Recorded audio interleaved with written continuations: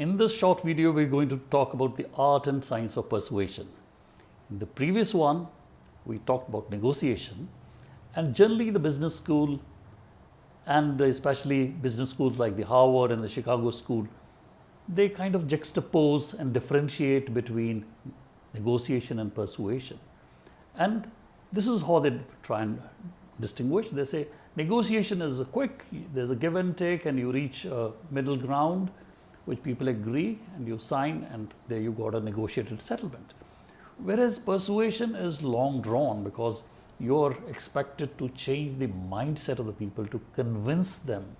People have their opinions and opinions are ossified, and it takes long time to make people change those opinions. The other party may have their own hierarchy and they've got to put past its top management and so on. Therefore, persuasion sometimes can be very, very difficult and a slow process. The other thing which a managerial perspective will tell you is that a negotiation costs you money. I mean, you want something, you have to pay for it, either in terms of goods or services. So therefore, they say negotiation is never free in that sense. You've got to pay for it directly or indirectly. Whereas they say that persuasion is free in the sense you are appealing to the higher logical or emotional values of the other person and trying to persuade him to take a call which is entirely optional for him, and he has to spend time, energy, money in exercise of that option. But what does he get? That is exactly what you're trying to do, whether it is something of value today, tomorrow, or something of an ethical value which he's expected to hold very dearly.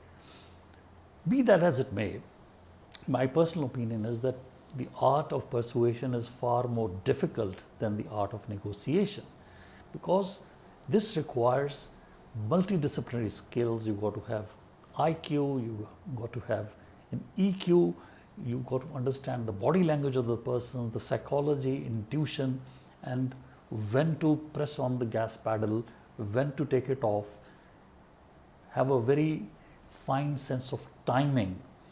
So all these require special qualities which you develop as you go along in your career in the art of persuasion. One thing which is not talked about much in the management literature is that peer pressure can have a lot of persuasive value. For instance, you are a set of officers and someone says that you got to contribute to the relief fund. Which relief fund? The state level or at the level of the central government. Then what the peers are doing, sometimes you say, okay, if everyone else is doing, let me also do. So the peer pressure has a lot of persuasive value, and the classical managerial books, sometimes we lose sight of it. It happens all the time. They say, well, these state 7, 8, 9, 10, they have already bought our products without calling for tenders. We are a proprietary product, so why don't you do it? So peer pressure, indirectly coming, safety in numbers, whatever you might say, that is always there.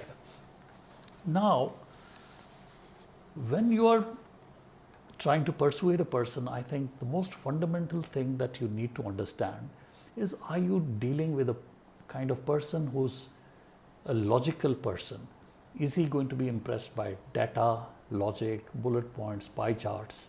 Or is he a type of person who's going to be more impressed by emotions, your storytelling, or this is going to be helpful to the brand building, something which is not easily representatable by numbers? So you have to accordingly modify your pitch. The persons who want a logical representation, you've got to come out with numbers, and people who on the other hand are talking in terms of the softer side, you've got to present them the reasons why they should be taking that decision. Now, all the great leaders, they've had all the great leaders have had tremendous persuasive or persuasion skills, and there's no negotiation in that. For instance, Sir Winston Churchill, all that he promised when the Battle of Britain was on was, I have nothing to promise except blood, sweat, toil and tears. So where is the question of negotiation? You give me this and I'll give you this.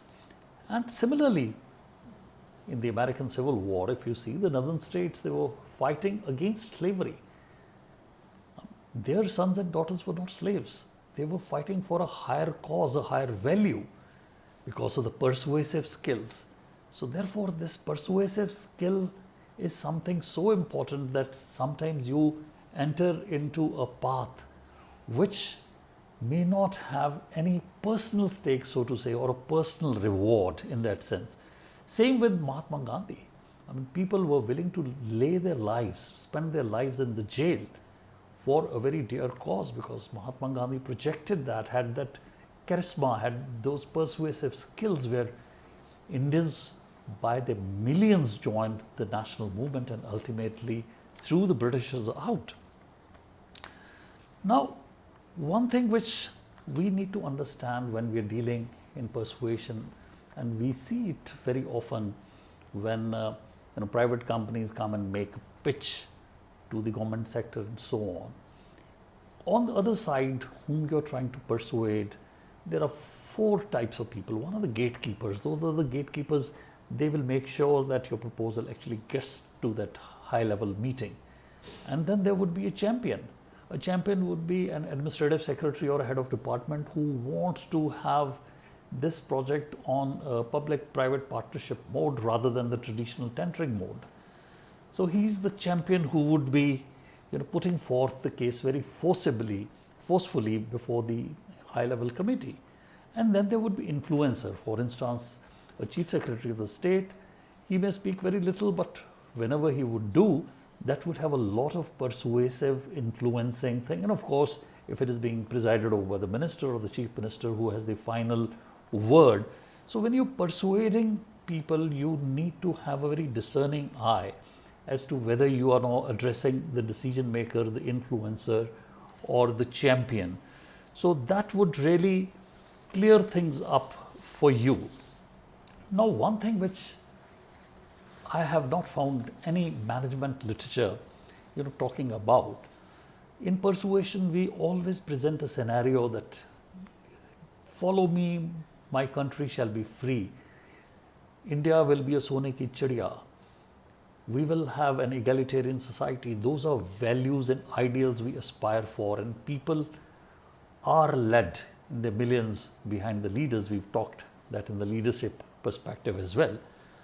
But in art of persuasion, I have found that sometimes the negative scenario of your not acting in accordance with what you are trying to persuade them today clinches the issue.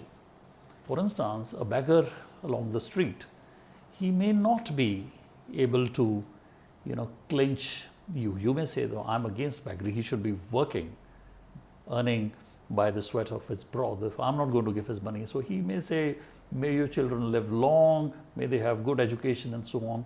You may not be moved. But there is a lurking fear, let him not curse me. Let him not say, may this happen to my kids. Let me give him a rupee and get away. Same thing, if you see, long ago, I was sitting in one of the meetings where a huge dam project had been, it was an interstate project. Tendering had been completed, shortlisting had been done, a number of national and international players were in the field. So it was virtually a hung jury, a high-level meeting, a hung jury, people saying, let us retender this. So the people who were in favor of going through, they said, what if the price comes higher than this, then what happens, and so on. But no decision was being able to be taken. And then one senior officer said, well, sir, we are sitting on a Friday today. On Monday, the stay application of the state of Haryana is moving in the Supreme Court. If we have allotted this work today and presented our picture before the Supreme Court, maybe they would not grant a stay because the work would have technically already commenced. And tomorrow, if we do not allot the work today and a status quo is ordered, the generations to come are surely going to ask, the people who are present in this room, what caused you not to allot the work? That clinched the issue. People can live without getting huge rewards, but no one wants dishonor. People prefer death to dishonor. In fact, if you see this whole story, or rather the epic of Bhagavad Gita as it unrolled, the dialogue between Arjun and Krishna, Lord Krishna, after the entire thing, after having said what his dharma is, what his karma is, he's a karma yogi, he's a kshatriya, he's a warrior, still Arjun is not convinced. And the clinching portion, in my personal opinion, comes when Lord Krishna says that if you do not do so, you would be regarded as a coward throughout your life. And people would say his karma of a kshatriya was to fight, and he was a coward, he ran away from the war. And throughout your life, this ignominy will live with you throughout your life, including after your death. And in doing so, he left the decision ultimately to Arjun. So Arjun finally took up the arms because he was persuaded, in my personal opinion, not so much by his dharma or as a kshatriya to fight, but rather to escape that ignominy. So in persuasion, sometimes we have to present the scenario where, by not taking a decision, some very ill consequences, especially in the nature of reputation of a person, in terms of his overall reputation in the eyes of the general public, have to be projected. And that can be a very persuasive skill because, as I said, people can live without huge rewards, but no one wants to live and die in dishonor. So friends, persuasion is something you're all the time requiring to do. Your kids are persuading you to buy them candy. You're negotiating with them. You study first and then you will get candy. But these two faces of the same coin, negotiation and persuasion, are going to be a part and parcel of your life. And any person, whether in business, whether in government, whether in NGO sector, who masters at least the rudiments of these would be more successful in his personal and professional life. So thanks for watching, and these short videos will continue to come, God willing. And if you think that these are of some value to you or your friends, please do share, comment and subscribe. Thanks for watching. We'll be back soon.